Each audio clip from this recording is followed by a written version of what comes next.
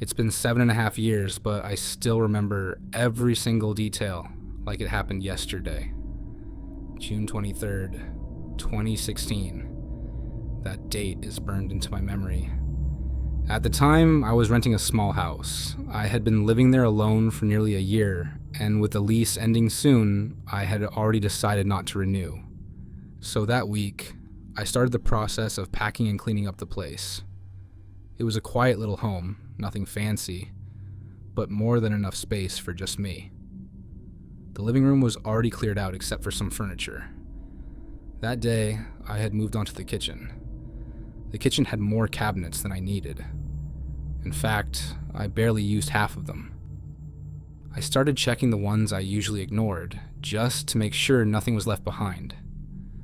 One of them was tucked in a tight corner between the sink and the stove. I opened it and noticed something odd in the back. It looked like a piece of fabric. Maybe an old shirt or a cleaning rag. I reached in and pulled it out. The fabric wasn't mine. It smelled dusty, like it hadn't been touched in years. As I moved it aside, I saw something hidden behind it. A small white lever. At first, I assumed it was part of the plumbing. Maybe something for the garbage disposal. But something about it didn't feel right. It didn't look like any pipe I'd ever seen. I crouched down and got a better look, crawling halfway into the cabinet. Once inside, I noticed the cabinet was deeper than I thought. That's when I saw it. There was a small door built into the wall of the cabinet, completely invisible from the outside, unless you were all the way in. I couldn't believe it. A hidden door in the kitchen wall? I pulled the lever and the door creaked open, revealing a narrow passage. It looked like a crawl space, maybe built into the wall during construction. I had to squeeze my way through it, and the deeper I went, the colder it got. Then I saw it. Blankets, empty food wrappers, a small battery-powered lantern. Someone had been living there. It was quiet, eerily quiet, but the place felt used, lived in. The air smelled stale and sour, like someone had spent more than a few nights in there. My heart pounded as I backed out slowly, half expecting someone to lunge at me from the shadows, but no one came. Whoever had been there was gone, at least for now. I tried to calm myself down, telling myself maybe it was old, maybe someone used it before I moved in and just left everything behind. But the food wrappers didn't look that old. Some were from brands I recognized with expiration dates less than a year away. That night I locked all the doors and windows, even though I had no idea whether that secret door connected to somewhere deeper in the house. I barely slept. The next day after work, I returned and decided to look at the crawl space again. Maybe it wasn't as bad as I thought. Maybe I was overreacting. I opened the cabinet, crawled inside, and pulled the lever again. This time, something moved. It happened so fast that I barely processed it. As soon as the trap door opened, I saw a person. A real, living person, hunched in the shadows just a few feet away. They saw me too. Our eyes met for a split second, and then they slammed the trap door shut with a force that shook the cabinet. I didn't wait around. I scrambled out of the cabinet, ran out of the kitchen, through the front door, and all the way to my car parked outside. My hands were shaking so badly, I could barely unlock my phone.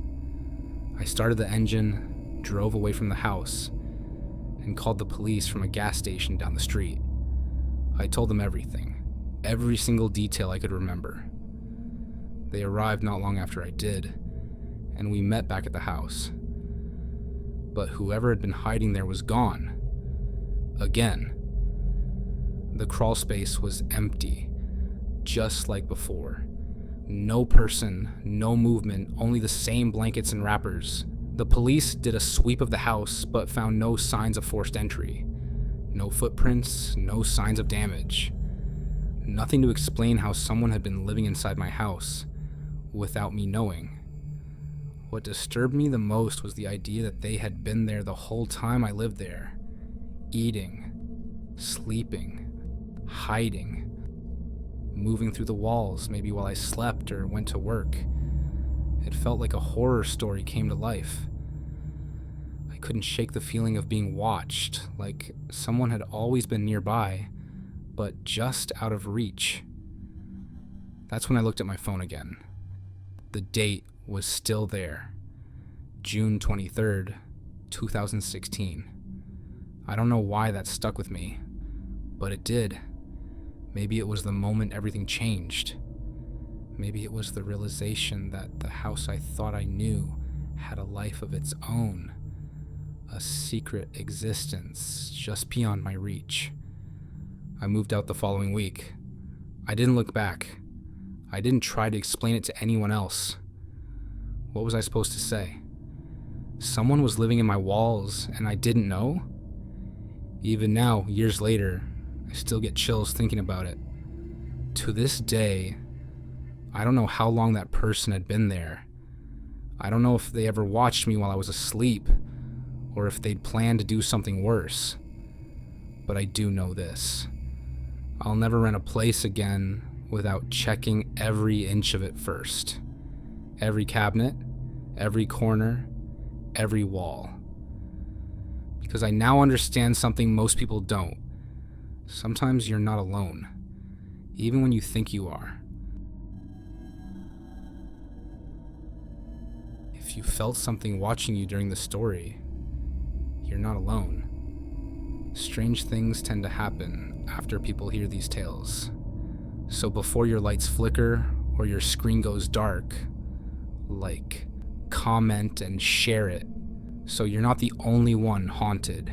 And whatever you do, subscribe before midnight, because they always notice the quiet ones.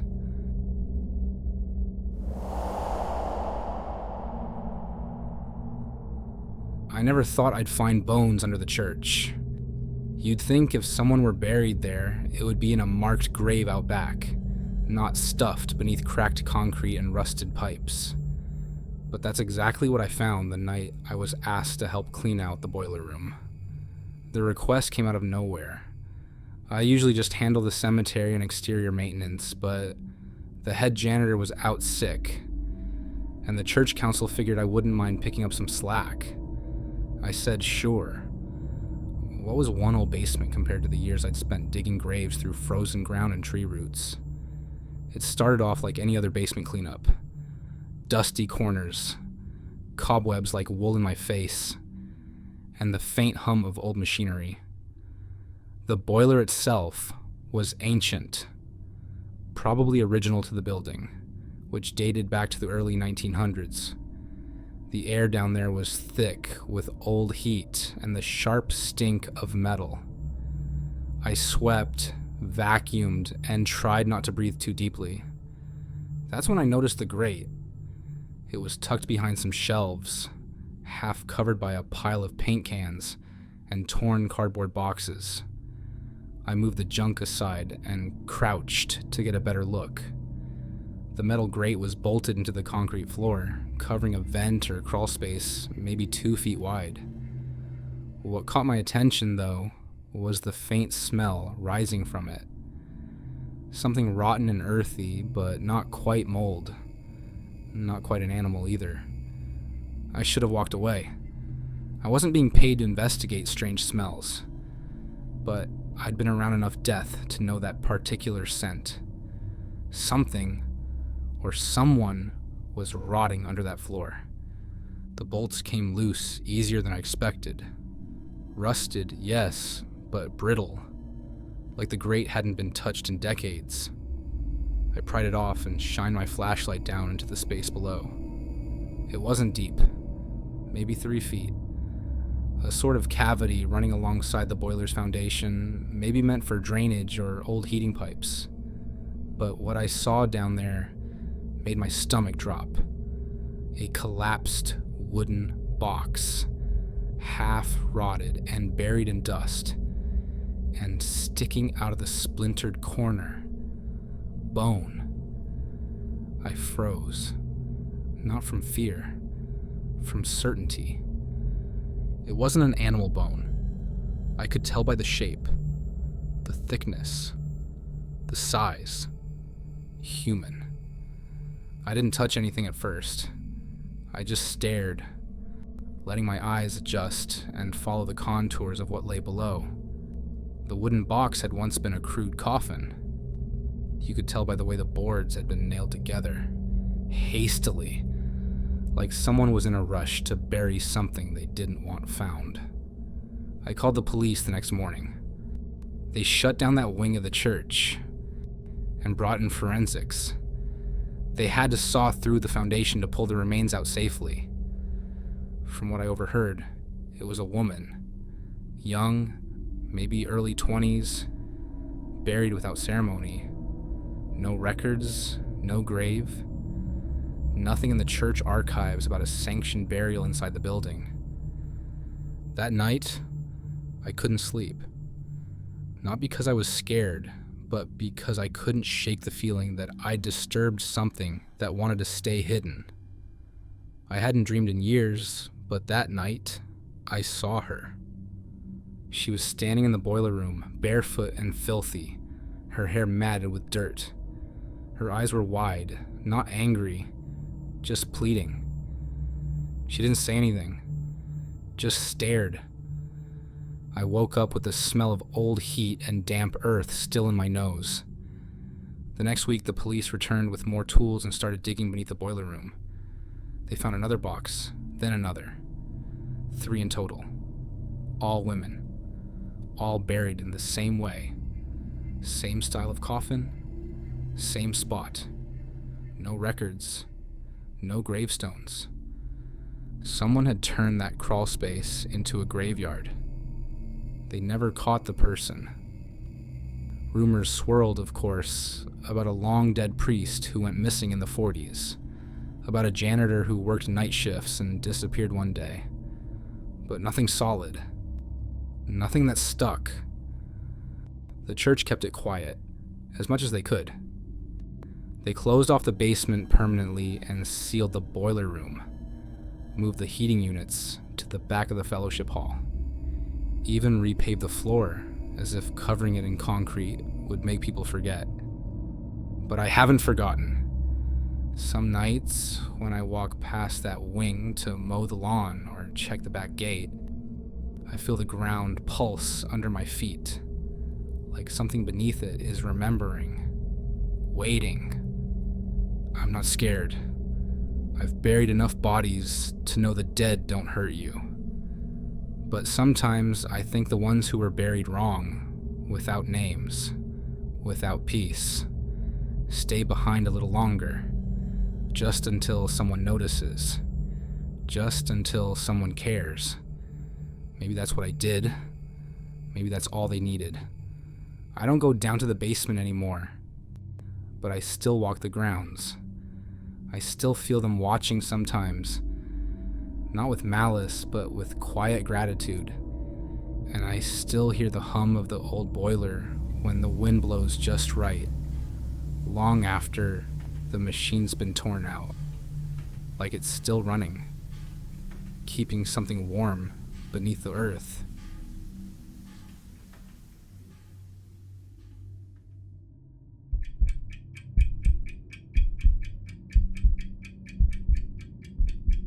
People always assume the scariest jobs are the ones with blood. They're wrong. Blood's easy. It smells metallic. It stains.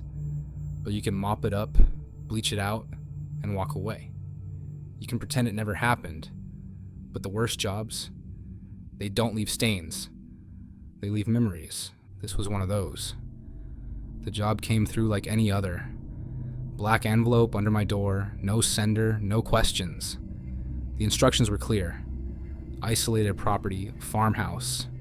Hadn't been lived in for decades. My only task? Clean the crawl space. Just the crawl space. That was the first red flag. Now, I've cleaned crawl spaces before. They suck. You spend hours belly down in the dirt, while dust gets in places you didn't even know had crevices. But this place, this was different. The house itself had collapsed in the 80s. All that was left were the stone foundation walls and a sagging roof barely held up by time and termites. And yet, the crawl space, perfect, like surgically preserved. Clean earth, bone dry. I figured maybe some nutcase was trying to convert it into a bunker or something. I wasn't thrilled about squeezing down there, but I've done worse. I slid in feet first and felt the cold wrap around me like a wet blanket. The flashlight flickered the second I was fully inside. Typical. I smacked it. It steadied. That's when I noticed the walls. They weren't stone. Not really. Someone had scraped every inch with what looked like long fingernails, etched in patterns. Spirals. Hundreds of them. All along the inside. And in the center of the space, half buried in dirt, was a wooden box the size of a coffin. No hinges, no handle.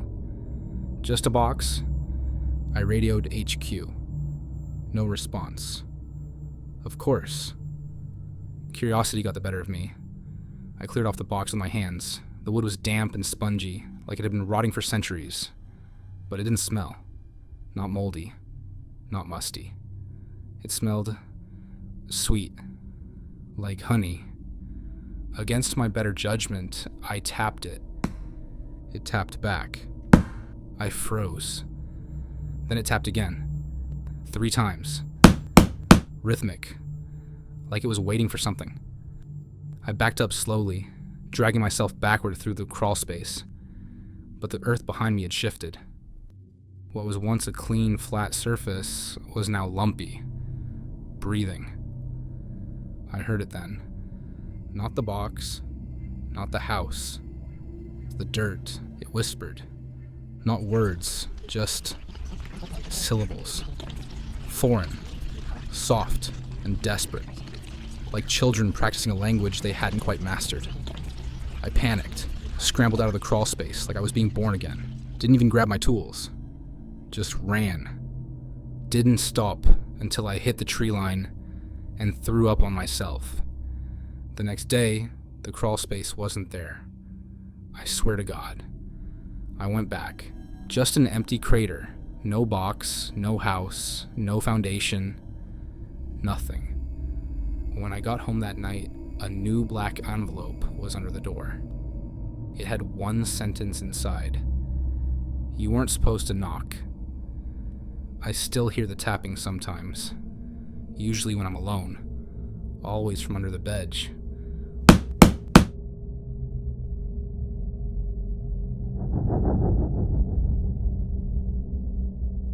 We all have a line. Something we won't cross. Mine used to be hospitals. Not just because of the mess. Though yeah, they're messy. It's the smell.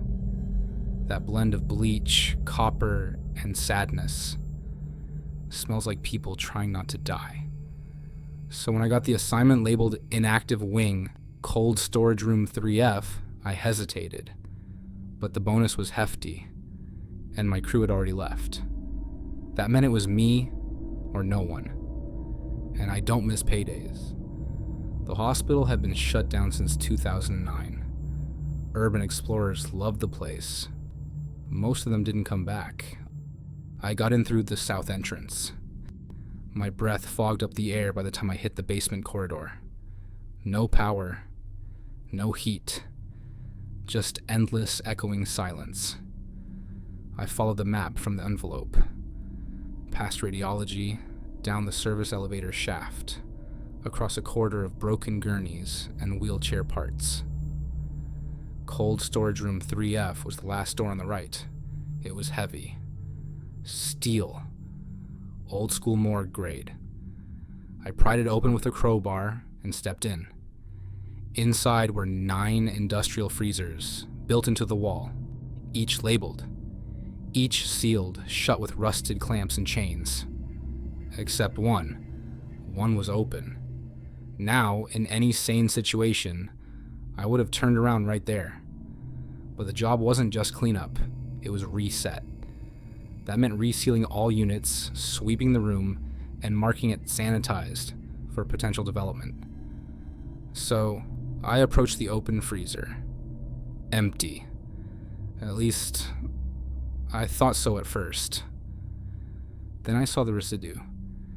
A thin trail of water leading out of the unit and across the room. Not melted ice. It was thicker, slightly pink. I followed it. It stopped at the center of the floor, where something had been dragged. Long streaks. Fingernail marks in the linoleum. A pile of teeth in the corner. All baby teeth. Then the door slammed shut behind me. I rushed back, yanked, pulled, wouldn't budge. My flashlight started to dim, flickering like a heartbeat. That's when I heard the first breath. Wet. Close. I turned. All 9 freezer doors were now open. Empty. Except for the handprints. Inside each one were dozens of them, pressed against the back walls. Small, child-sized, and then they moved, pressed in again, and again, smearing the condensation like they were trying to push through. I screamed. I kicked the door. I begged. But you know what finally worked? I promised to bring someone back. The door opened instantly.